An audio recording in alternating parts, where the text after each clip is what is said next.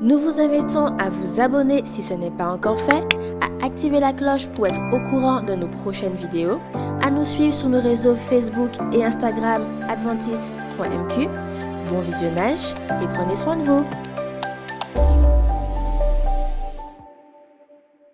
Chers amis, nous voulons vous remercier pour votre fidélité et tenons à vous dire combien nous sommes heureux de vous retrouver régulièrement autour de la parole de Dieu. Nous nous approchons de la Pâque, qui est l'une des fêtes chrétiennes les plus importantes. Et sans grande difficulté, l'on comprend pourquoi, parce que la Pâque nous parle du sacrifice de Jésus. En effet, sur le mont Golgotha, l'amour de Christ s'est manifesté d'une manière gigantesque. Oui, Christ accepta de mourir pour l'humanité. Qu'est-ce qui poussa donc Christ à s'offrir en sacrifice pour l'humanité? L'un des textes qui répond le mieux à cette question se trouve dans le livre de Jean, chapitre 3, verset 16. Jean, chapitre 3, verset 16. C'est un texte que beaucoup connaissent par cœur. Le texte dit ceci. « Dieu, en effet, a tant aimé le monde qu'il a donné son Fils unique pour que tout homme qui croit en lui ne périsse pas, mais ait la vie éternelle. » Amour et sacrifice peuvent être ici considérés comme des mots-clés du passage. Il est ici question d'amour et de sacrifice, d'un amour si immense que Dieu accepta de donner son Fils unique pour l'humanité. Pourquoi Dieu accepta cela? Pourquoi a-t-il autorisé la mort de son Fils unique? Parce que l'humanité, à travers Adam et Ève, s'était délibérément placée sur le chemin de la perdition. Le livre de la Genèse nous parle de la création du monde et de l'humanité. Mais elle nous parle aussi de l'entrée du péché. Ce péché qui s'est traduit par un manque de confiance en l'amour et la sagesse de Dieu. Nos premiers parents ont failli. Ils ont raté l'objectif. Ils échouèrent au test qui leur avait été proposé. Ce test avait pour objectif d'éprouver l'authenticité de l'amour et de la confiance qu'ils étaient supposés offrir à Dieu seul. Ce test consistait à s'abstenir de toucher à cet arbre défendu. Nous allons considérer le contexte de cet événement qui se trouve dans le livre de la Genèse, chapitre 2, versets 16 et 17. Genèse, chapitre 2, versets 16 et 17. Le texte dit: « Le Seigneur Dieu prescrit à l'homme: tu pourras manger de tout arbre du jardin, mais tu ne mangeras pas de l'arbre de la connaissance de ce qui est bon ou mauvais, car du jour où tu en mangeras, tu devras mourir. » Ce test, qui était pourtant si simple, fut un échec pour l'humanité. Car la femme vit que l'arbre était bon à manger et agréable à la vue, et qu'il était précieux pour ouvrir l'intelligence. Elle prit de son fruit et en mangea, et elle en donna aussi à son mari qui était auprès d'elle, et il en mangea. Genèse chapitre 3, versets 6 et 7 va nous parler des conséquences de cet acte-là, de cette désobéissance. Le texte de Genèse, chapitre 3, versets 6 et 7, nous dit ceci.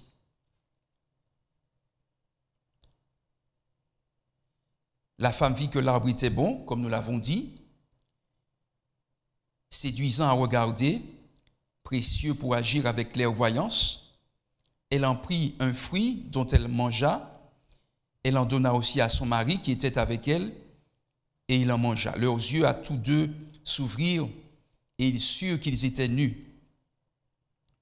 Et ensuite, le Seigneur prononcera les conséquences de cet acte-là, puisque Dieu dira à la suite du passage que puisque vous avez désobéi à ma parole et puisque vous avez osé manquer de confiance, le Seigneur dira à Adam au chapitre 3, verset 17, « Parce que tu as écouté la voix de la femme et que tu as mangé de l'arbre dont je t'avais formellement prescrit de ne pas manger, le sol sera maudit à cause de toi. C'est dans la peine que tu t'en nourriras tous les jours de ta vie. Il fera germer pour toi l'épine et le chardon, et tu mangeras l'herbe des champs. À la sueur de ton visage, tu mangeras du pain jusqu'à ce que tu retournes au sol, car c'est de lui que tu as été pris. Oui, tu es poussière, et à la poussière, tu retourneras. Autrement dit, tu vas mourir. Il était question ici d'une mort éternelle. L'humanité s'était perdue. Et selon toute vraisemblance, il n'y avait plus rien à faire pour elle, car son état était scellé. Son cas était désespéré. On allait tout simplement devoir peut-être remplacer cette humanité. Cependant, Dieu n'avait pas dit son dernier mot. Il y avait cette ultime solution qui n'avait sûrement pas été facile à prendre. Mais la Trinité prit ses responsabilités et la Trinité donna son feu vert. Elle valida le plan de secours. En fait, ce plan de sauvetage avait déjà été conçu au cas où, et l'accident se produisit. Mais Dieu était déjà prêt à agir, et c'est ce qu'il fit à travers son Fils unique, à travers Jésus-Christ. Seul le sang de Jésus pouvait sauver l'humanité de la mort éternelle. Et comme nous le dit le texte du livre des Hébreux, chapitre 9, verset 22, le texte dit ceci, « Et presque tout, d'après la loi, est purifié avec du sang, et sans effusion de sang, il n'y a pas de pardon. » Le péché, c'est-à-dire le fait de désobéir à Dieu, nous avait éloignés de Dieu lui-même. Nous étions devenus ennemis de Dieu, malheureusement. Mais comme le dit l'apôtre Paul dans son livre aux Romains, chapitre 5, verset 10, « Car si, lorsque nous étions ennemis, nous avons été réconciliés avec Dieu par la mort de son Fils, à plus forte raison, étant réconciliés, serons-nous sauvés par sa vie. » La fête de la Pâque, puisque nous y sommes déjà, ne devrait pas simplement être l'occasion pour nous d'aller camper. Bien que les conditions sanitaires nous l'interdisent pour le moment, cette Pâque ne devrait pas seulement se résumer prioritairement à des festivités un peu alcoolisées ou à la dégustation du crabe, mais elle devrait surtout nous rappeler que nous sommes, pour ainsi dire, des miraculés. Parce que Dieu n'avait aucune obligation de nous sauver de la perdition. Christ pouvait sans sourciller refusé de quitter le ciel pour sauver une race perdue. Mais il consentit à quitter les parvis célestes. Quand il vint sur cette terre, il pouvait très bien changer d'avis et retourner dans son royaume céleste. Mais il ne le fit pas. Il pouvait aussi rater sa mission ici-bas. Mais il fut vainqueur. Sa victoire ne fut pas sans peine et sans douleur, car au bout, il y avait cette nuit qui précéda sa mort. Cette fameuse nuit où il lutta avec son Père dans la prière. Car Jésus ressentait le poids du fardeau. Il s'agissait de sauver l'humanité en portant son péché et sa conséquence. Et pour ce faire, il ne fallait pas pécher. Aucune iniquité ne devrait être commise. Il fallait garder l'objectif en ligne de mire, c'est-à-dire le rachat de l'humanité. Mais la nuit que Jésus passa dans le jardin de Gethsémani fut d'une rudesse indescriptible. Jésus dira ceci: mon Père, s'il est possible que cette coupe s'éloigne de moi, toutefois, non pas ce que je veux, mais ce que tu veux. Christ semble vouloir rebrousser chemin face à l'épreuve. Mais finalement, il acceptera le challenge. Il est décidé à aller jusqu'au bout de la mission. Et l'épreuve s'intensifiait au fil des heures et le lieu de sa crucifixion, lieu appelé Golgotha, se profilait à l'horizon. La mort de Jésus approchait et il était question de mener une existence sans péché jusqu'à la mort, jusqu'à la croix du calvaire.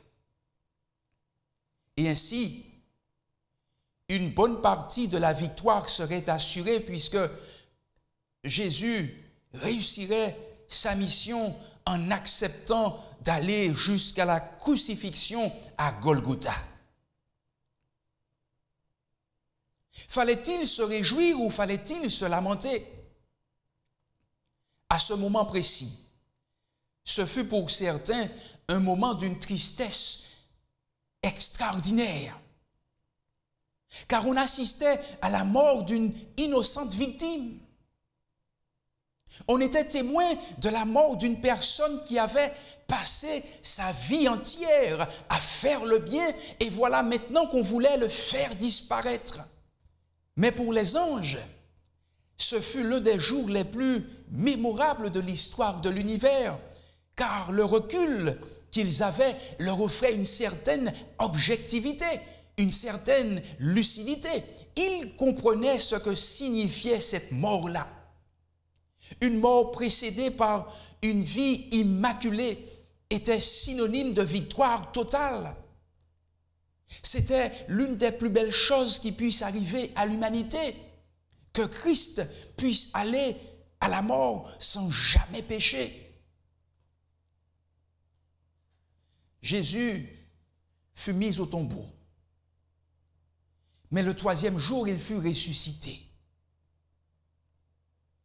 L'ange prit la parole et dit aux femmes: « Pour vous, ne craignez pas, car je sais que vous cherchez Jésus qui a été crucifié. Il n'est point ici, il est ressuscité comme il l'avait dit. »